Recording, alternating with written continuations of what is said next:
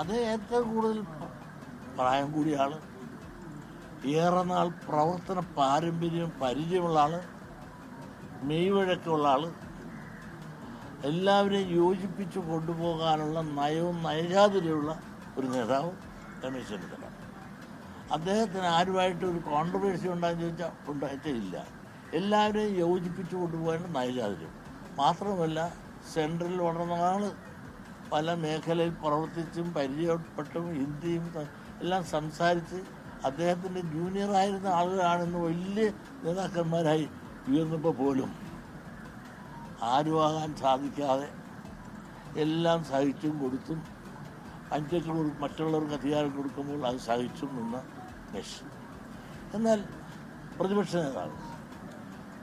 നേതാവെന്ന നിലയിൽ അദ്ദേഹം 5 കൊല്ലം വിരലിച്ചുകൊണ്ട് നിന്നുകൊണ്ട് പ്രഗത്ഭമായ രീതിയിൽ പ്രതിപക്ഷ നേതാവെന്നുള്ള ആ പ്രവൃത്തി അദ്ദേഹം ചെയ്തു എന്നുള്ളത് നേരെ തന്നെയാണ്.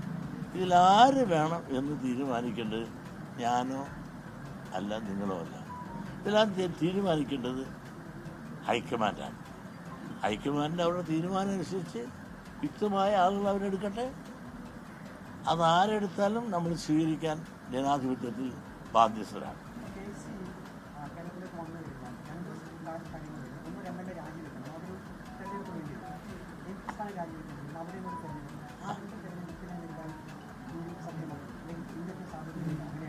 അങ്ങനെ വരികയാണെങ്കിൽ കൂടി ഇത്രയും വലിയൊരു തെരഞ്ഞെടുപ്പിനെ അഭിമുഖീകരിച്ചവർക്ക് ഇത് നിസ്സാരമല്ലേ? ഒരു 2 ഉപതെരഞ്ഞെടുപ്പ് എന്ന് പറഞ്ഞാൽ വലിയ കാര്യമാണ്. ഒരു അസംബ്ലി തെരഞ്ഞെടുപ്പ് വേണം, അതിന് ഒരു പാർലമെൻറ്റ് തെരഞ്ഞെടുപ്പും വേണം. അത് നടത്തുക എന്ന് പറഞ്ഞാൽ വളരെ നിസ്സാരമല്ല. ഇത്രയും വലിയൊരു തെരഞ്ഞെടുപ്പ്.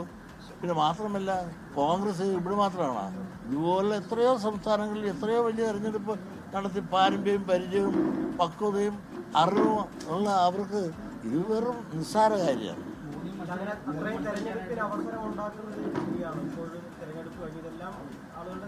അതൊക്കെ പറ്റി പൊളിറ്റിക്സാണ്. അതൊക്കെ അങ്ങനെയുള്ള പലതും നടന്നിട്ടുണ്ടല്ലോ. അതൊക്കെ നടക്കാതിരിക്കാം. അതൊക്കെ എല്ലാം രാഷ്ട്രീയക്കാർക്ക് വിടുക. അത് രാഷ്ട്രീയ തീരുമാനമാണ്. അത് ഞാൻ അല്ലല്ലോ പറയേണ്ടത്. പറഞ്ഞപ്പോൾ പഠനം നടത്തിക്കൊണ്ടിരിക്കില്ലേ? പഠനം നടത്തിക്കൊണ്ടിരിക്കുന്നതിന് പഠിച്ച് അവരുടെ അഭിപ്രായം പറയട്ടെ, എന്നിട്ട് ഞാൻ പറയാം.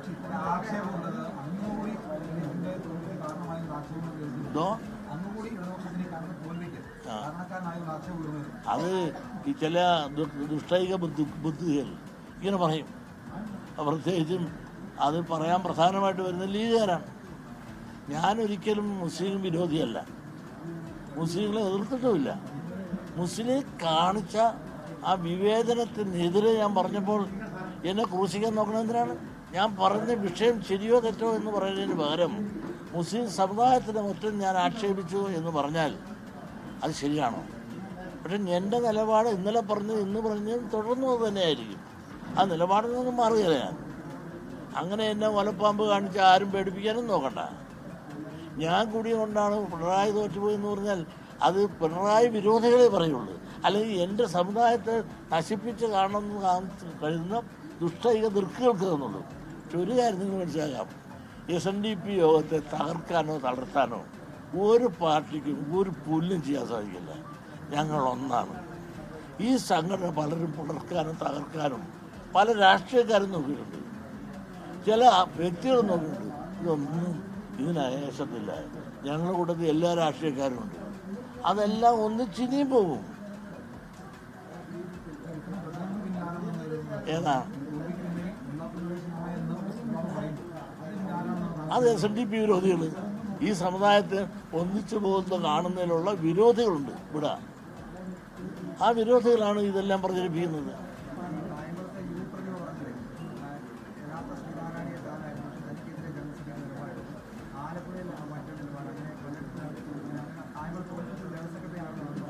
അവരുടെ വിശ്വാസം അവരെ രക്ഷിക്കട്ടെ. കാരണം കായംകുളത്ത് കമ്മ്യൂണിസ്റ്റ് പാർട്ടി പലതട്ടിലായിരുന്നു എന്നുള്ളതിനെ പറ്റി അവരെന്താ പറയാത്തത്? യൂപ്പതിവെ പറഞ്ഞോ ഇങ്ങനെ ഞാനാണ് തോൽപ്പിച്ചത്?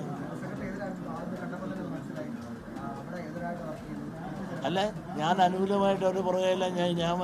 ഞാൻ അവരുടെ കാര്യം വല്ലതും ചെന്നോ കൊണ്ട്. കമ്മ്യൂണിസ്റ്റ് പാർട്ടി എത്ര തട്ടിലായിരുന്നു അത് പറ. ഞാൻ സ്വന്തം കുറ്റം കണ്ടുപിടിക്കാതെ ബാക്കിയുള്ള കുറ്റം കണ്ടുപിടിക്കാൻ നടക്കാൻ എന്തിനാണ്? കായംകുളത്ത് കമ്മ്യൂണിസ്റ്റ് പാർട്ടി എത്ര ഗ്രൂപ്പായിരുന്നു, ഇപ്പം തന്നെ എത്ര ഗ്രൂപ്പാണ് നടപടി തുടങ്ങിയിട്ടില്ലേ? പിന്നെ അവർക്ക് അവിടെ നിൽക്കാനുള്ള അർഹതയില്ല എന്ന് അവിടുത്തെ ജനം കണ്ടുപിടിച്ചു. പിന്നെ എതിർനിന്ന സ്ഥാനാർത്ഥി എത്രയോ പ്രാവശ്യം തോറ്റ ആളാണ്. അയാളെ ജയിപ്പിക്കണമെന്നുള്ള വികാരം അവിടുത്തെ ജനങ്ങൾക്കുണ്ടായി. എങ്കിൽ ഞാനാണ് കുറ്റക്കാരൻ. ഇഷ്ടമില്ലാത്ത അച്ചു തൊട്ടതെല്ലാം കുറ്റം എന്ന് പറഞ്ഞത് ജയിച്ചതല്ല അവരുടെ ഗുണം, തോറ്റതല്ല എൻ്റെ ദോഷം കൊണ്ടാണെന്ന് വ്യാഖ്യാനിക്കുന്നത് ശരിയല്ല.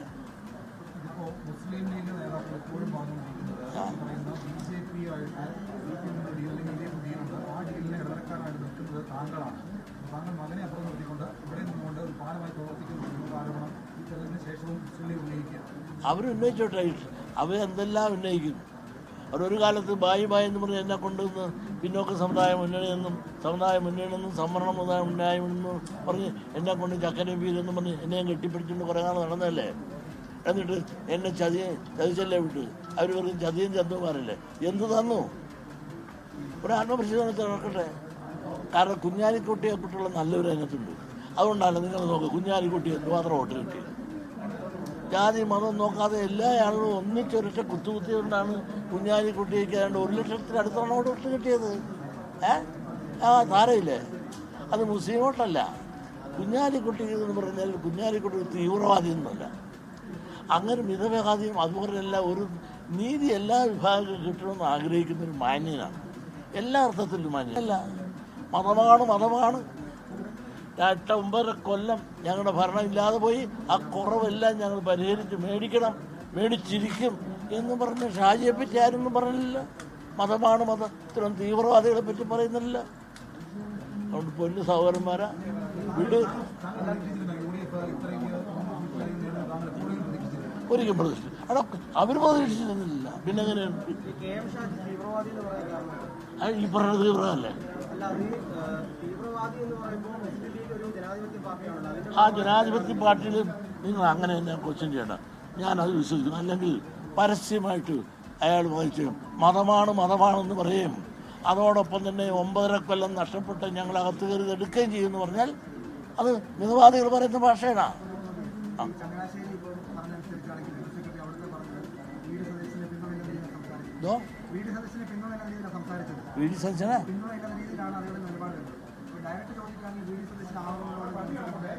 ആരാകുന്നു എനിക്കെന്ത് കാര്യം ആകണമെന്ന് പറയാനുള്ള അവകാശമില്ല. കാരണം ഓരോരുത്തർക്കും അതിൻ്റെ അവകാശം. കോൺഗ്രസ്സിൽ ആരാണ് ആകേണ്ടതെന്ന് പറയാനുള്ള അവകാശം ഹൈക്കമാൻഡിനായിരിക്കെ. വെള്ളാപ്പള്ളി നടേശൻ അതിനകത്ത് ആരുമല്ല. അതുകൊണ്ട് വെള്ളാപ്പള്ളി നടേശൻ്റെ ആ അഭിപ്രായത്തിൽ പ്രസക്തിയില്ല. നിങ്ങൾ ചോദിച്ചുകൊണ്ട് പറഞ്ഞെന്ന് മാത്രമേ അവരാര് വെച്ചാലും ഒരു കുഴപ്പമില്ല. ഏതായാലും ഒരു കാര്യമുണ്ട്, ഒരു സുനാമി ഇവിടെ നടന്നു. LDFന് ഒരിക്കലും പറ്റാത്ത അതിഗംഭീരമായ ഒരു തോൽവി.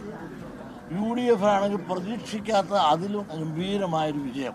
ആ വിജയത്തിന് മാത്രമല്ല, ഈ ജയിച്ച പല ആളുകൾക്കും അപ്രതീക്ഷിതമായ വൻപിച്ച ഭൂരിപക്ഷം. ഇതെല്ലാം നിങ്ങളോ അവരോ കിട്ടിയവരോ മേടിച്ചവരോ ആരും പ്രതീക്ഷിച്ചല്ല. അങ്ങനെ ഒരു രാഷ്ട്രീയത്തിൽ ഇന്നൊരു വലിയൊരു സുനാമി സംഭവിച്ചിരിക്കുന്നു എന്നുള്ള സത്യം അറിയുന്നു എല്ലാവരും. പിന്നെ തോറ്റതിൻ്റെ കാരണം അവർ അപഗ്രഹിക്കട്ടെ, കണ്ടുപിടിക്കട്ടെ. കാരണം തോൽവിയും ജയവും എല്ലാം തന്നെ ജനാധിപത്യത്തിൽ വരും. ആ ജനാധിപത്യത്തിൽ വരുമ്പോൾ തോറ്റതിനെ പറ്റി അപഗ്രഹിച്ച് ഇനി നാളെ ജയിക്കാനുള്ള തന്ത്രങ്ങളോ അല്ലെങ്കിൽ ചെയ്ത കുറ്റങ്ങളോ തിരുത്തി മുമ്പോട്ട് പോയാൽ എല്ലാവർക്കും നല്ലത്. നന്ദി, നമസ്കാരം.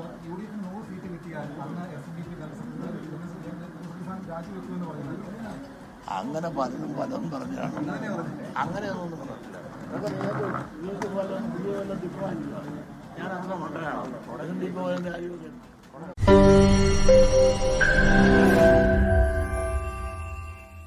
ലോകത്തെവിടെയായാലും ഏത് സമയത്തും 24 വാർത്തകളും ഓഗ്മെന്റഡ് റിയാലിറ്റി പാക്കേജുകളും എക്സ്പ്ലെയിനറുകളും വിശദമായി കാണാൻ ഞങ്ങളുടെ യൂട്യൂബ് ചാനൽ നിങ്ങൾക്ക് സബ്സ്ക്രൈബ് ചെയ്യാം.